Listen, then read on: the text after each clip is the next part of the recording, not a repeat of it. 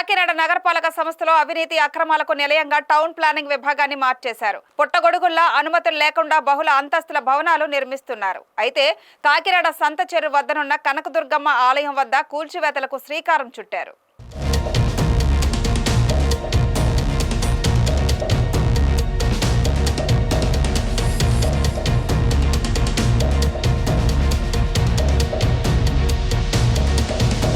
మరో వారం రోజుల్లో దేవీ నవరాత్రులు ప్రారంభమవుతాయి. ఆలయానికి చెందిన షాపులను గత ఎమ్మెల్యే ఆధ్వర్యంలో నిర్మించారు. చంద్రశేఖర్ రెడ్డి నిర్మించారు కాబట్టి కూల్చివేస్తున్నారని ఆరోపణలు వస్తున్నాయి. అయితే కూల్చివేతలు సమర్థనీయమే అని మున్సిపల్ అధికారి హరినాథ్ తెలిపారు.